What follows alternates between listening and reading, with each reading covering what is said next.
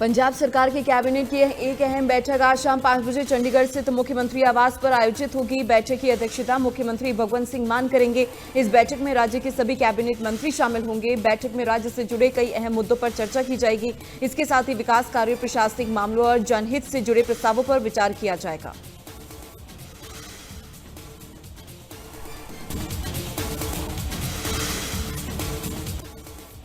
मोहाली से आप विधायक कुलवंत सिंह ने सर्वसम्मति से चुनी गई पंचायतों को 5-5 लाख रुपए के चेक वितरित किए। 13 गांव की पंचायतों को 5-5 लाख के चेक देते हुए विधायक कुलवंत सिंह ने कहा है कि सीएम भगवंत सिंह मान ने वादा किया था कि सर्वसम्मति से चुनी गई पंचायतों को 5-5 लाख रुपए की राशि इनाम के तौर पर दी जाएगी, जिसे सरकार ने पूरा किया है।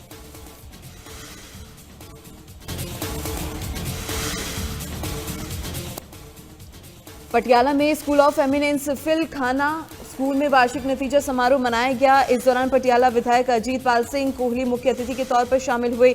इस मौके पर पटियाला विधायक ने 4 LED पैनल का उद्घाटन किया। साथ ही अव्वल दर्जा हासिल करके आए बच्चों को सर्टिफिकेट भी बांटे। वहीं अजीत पाल सिंह कोहली ने कहा है कि पंजाब सरकार ने तकरीबन 4 करोड़ रुपए स्कूल के इंफ्रास्ट्रक्चर और 1 करोड़ रुपए फर्नीचर के लिए दिए हैं।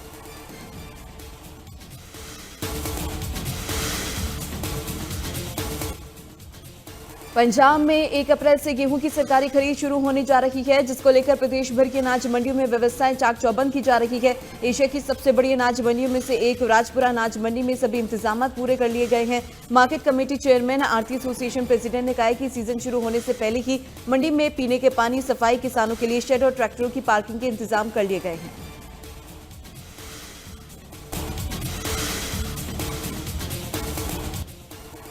हरियाणा के मुख्यमंत्री नायब सिंह सैनी आज सोनीपत के दौरे पर रहेंगे। इस दौरान वे गोहाना की नई सब्जी मंडी में आयोजित विकास रैली में शामिल होंगे। इस मौके पर सीएम सैनी विकास रैली को संबोधित करेंगे और हरियाणा सरकार की तरफ से प्रदेश में किए गए विकास कार्यों का ब्यौरा देंगे। विकास रैली में प्रदेश सरकार के मंत्री समेत पार्टी के कई पदाधिकारी शामिल होंगे। वहीं सीएम के कार्यक्रम को देखते हुए प्रशासन की तरफ से सुरक्षा के पुख्ता इंतजाम किए हैं।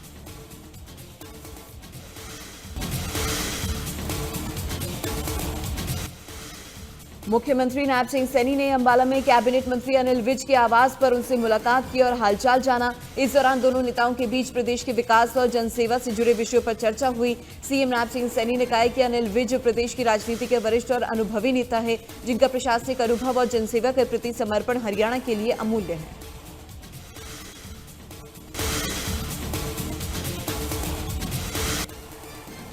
हरियाणा की कैबिनेट मंत्री श्रुति चौधरी ने भिवानी जिले में करीब 16.5 करोड़ रुपए की विकास परियोजनाओं का शिलान्यास और उद्घाटन किया। इस दौरान उन्होंने चौधरी बंसीलाल की 20वीं पुण्यतिथि पर उन्हें श्रद्धांजलि अर्पित करते हुए आधुनिक हरियाणा का निर्माण बताया है।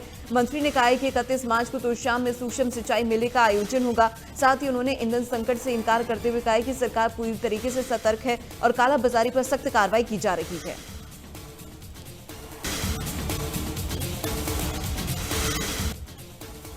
रेवाड़ी पुलिस ने जिला जेल से फरार हुए 2 कैदियों को 24 घंटे में ही गिरफ्तार कर लिया। ये दोनों आरोपी पिछले 1.5 महीने से जेल में बंद थे और मौका मिलते ही जेल से फरार हो गए, जिसके बाद पुलिस ने तुरंत कार्रवाई करते हुए विशेष टीमों का गठन किया और फरार आरोपियों की तलाश शुरू कर दी। देर तक तलाशी अभियान चलाने के बाद पुलिस ने दोनों आरोपियों को अरेस्ट किया। फिलहाल पुलिस दोनों कैदियों से पूछताछ कर रही है।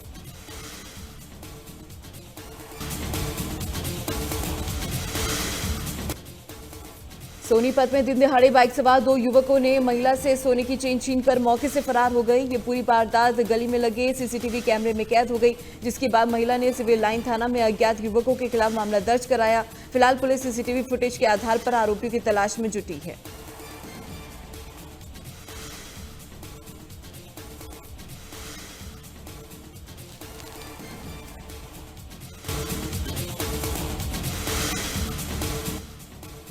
रतिया में ड्यूटी पर तैनात एक होमगार्ड जवान के साथ मारपीट का मामला सामने आया है। पुलिस द्वारा बाइक जब्त किए जाने के बाद आरोपियों ने रास्ते में जवान को घेर लिया। इस दौरान एक महिला ने अभद्रता करते हुए जवान की वर्दी फाड़ दी और मारपीट की। मौके पर पहुंची थाना प्रभारी ने जवान को छुड़वाकर अस्पताल भिजवाया। पुलिस ने महिला समेत 3 लोगों के खिलाफ केस दर्ज कर 2 आरोपियों को गिरफ्तार किया।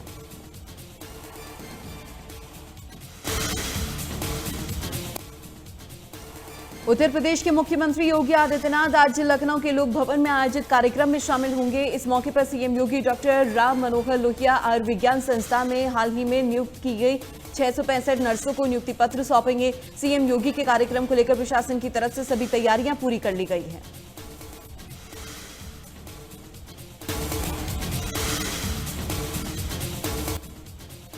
दिल्ली में पेट्रोलियम मंत्री हरदीप पुरी और केंद्रीय मंत्री मनोहर लाल की अध्यक्षता में अहम बैठक हुई, जहां बैठक के दौरान मौजूदा हालात को लेकर राज्य के मंत्रियों के साथ चर्चा की गई। इस मौके पर बैठक में हरियाणा से फूड सप्लाई मंत्री राजेश नागर और विपुल गोयल भी शामिल हुए। इसके अलावा इस बैठक में कई राज्यों के फूड सप्लाई मंत्री और रेवेन्यू मिनिस्टर को भी बुलाया गया। दरअसल देश भर में पेट्रोल, डीजल और गैस आपूर्ति को लेकर सरकार योजनाएं बना रही है।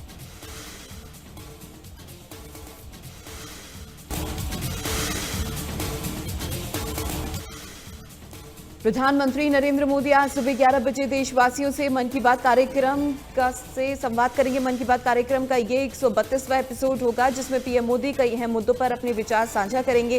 कार्यक्रम को लेकर देश भर में उत्साह का माहौल है। पीएम मोदी के संबोधन को बीजेपी नेता और कार्यकर्ता कई जगहों पर सामूहिक रूप से सुनेंगे। मन की बात कार्यक्रम का प्रसारण आकाशवाणी और दूरदर्शन समेत विभिन्न माध्यमों पर किया जाएगा।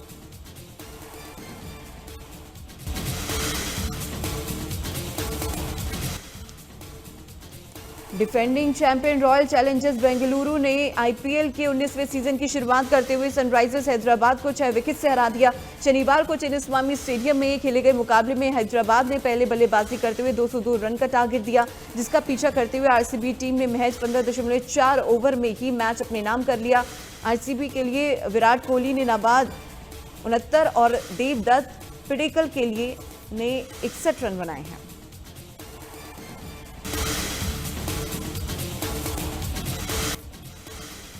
राष्ट्रपति डोनाल्ड ट्रंप की ईरान युद्ध नीति के खिलाफ अमेरिका के कई शहरों में नो किंग्स प्रदर्शन हुआ। इस प्रदर्शन में लाखों लोग शामिल हुए। इस दौरान लोगों ने राष्ट्रपति डोनाल्ड ट्रंप की नीतियां, बढ़ती महंगाई और ईरान के साथ जारी युद्ध के खिलाफ आवाज उठाई। प्रदर्शन सभी बड़े शहरों और छोटे कस्बों में हुए, जिनमें रिपब्लिकन और डेमोक्रेटिक दोनों राज्यों के लोग शामिल हुए। इस मौके पर प्रदर्शनकारियों ने नारे लगाए, तख्तियां दिखाई और गाने बजाने और नृत्य के जरिए अपनी बात रखी।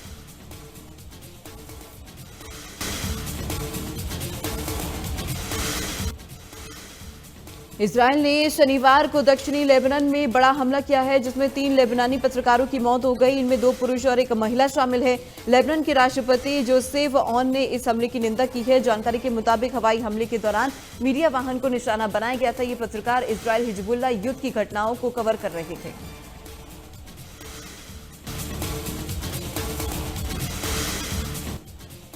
मिडिल ईस्ट में ईरान के साथ बढ़ते तनाव के बीच अमेरिका ने अपनी सैन्य मौजूदगी को बड़े स्तर पर बढ़ा दिया है। जानकारी के मुताबिक अमेरिका ने क्षेत्र में 3500 से ज्यादा सैनिक तैनात किए हैं।